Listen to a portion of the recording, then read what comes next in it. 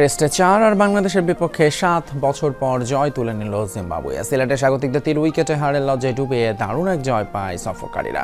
চতুর্থ দিনে বাংলাদেশের 174 রানের লক্ষ্যমাত্রা 7 উইকেট হারিয়ে লক্ষ্যে পৌঁছে যায় জিম্বাবুয়ে। মেহেদী মিরাজের ব্যাক টু ব্যাক ফাইফার রোমাঞ্চ তৈরি করলেও এড়াতে পারেনি দলের হার। ম্যাচ সেরা হয়েছেন ব্লেসিং মুজারাবানি। প্রথম ইনিংসের হতচ্ছিরি ব্যাটিংয়ের পর ঘুরে দাঁড়াতে পারেনি বাংলাদেশ, উল্টো খাবি খেয়েছে। মমিনুল হক আর নাজমুল শান্তর ব্যাট কিছুটা হাসলেও বাকিরা ছিলেন শীতের নদীর মতো শান্ত। স্কোর দেখলে যে কারো অনায়াসে ফোন নাম্বার মনে হতে পারে, কেউ 1, কেউ 3, কেউ 0।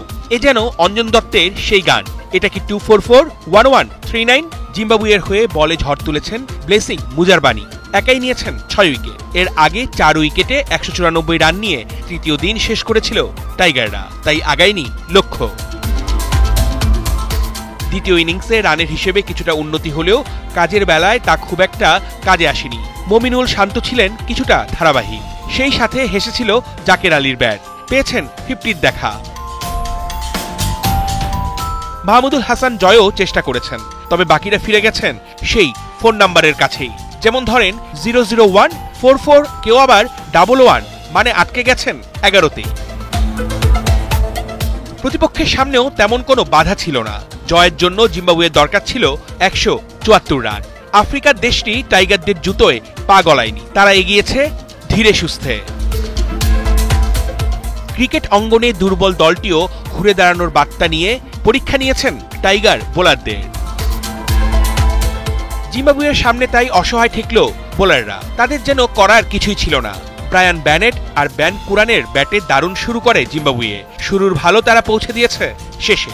টাইগারদের অসহায় আত্মসমর্পণ ছাড়া আর কিছুই করার ছিল না। মিরাজের ঘূর্ণিতে কিছুটা নড়বড়ে সফরকারীদের ভিড়। ওপেনিং পার্টনারশিপ 95 রানের, পরের 33 রানেই ওরা হারিয়েছে 4 উইকেট। তবে শান্তর দলের শেষ রক্ষা হয়নি। মিরাজ একাই 5 উইকেট নিয়ে দলকে জেতাতে পারেননি। সিলেট টেস্টে জিম্বাবুয়ের জিত 3 উইকেটে। জিম্বাবুয়ের কাছে হার যতটা টাইগার ভক্তদের হৃদয়ে রক্তক্ষরণ ঘটাচ্ছে, তার চেয়েও বেশি ভাবাচ্ছে ক্রিকেটের এই বেহাল দশা।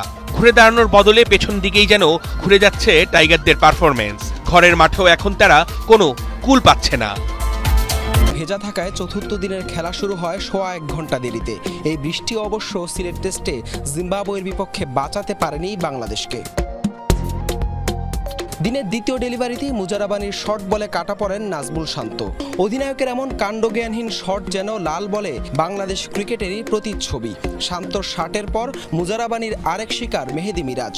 2 ইনিংসেই ব্যাটিংয়ে এমন অসহায়ত্ব দলের সহ অধিনায়কের।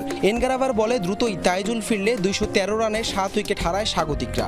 হাসান মাহমুদকে সঙ্গী করে 35 রানের জুটি গড়লেও শেষ রক্ষা হয়নি বাংলাদেশের। মাসাকাজ্জা মুজারাবানিদের সামনে ছন্ন ছাড়া টাইগার শিবির অল আউট 255 রানেই। জাকের আলী করেন দ্বিতীয় সর্বোচ্চ 58 রান। ব্লেসিং মুজারাবানি একাই শিকার করেন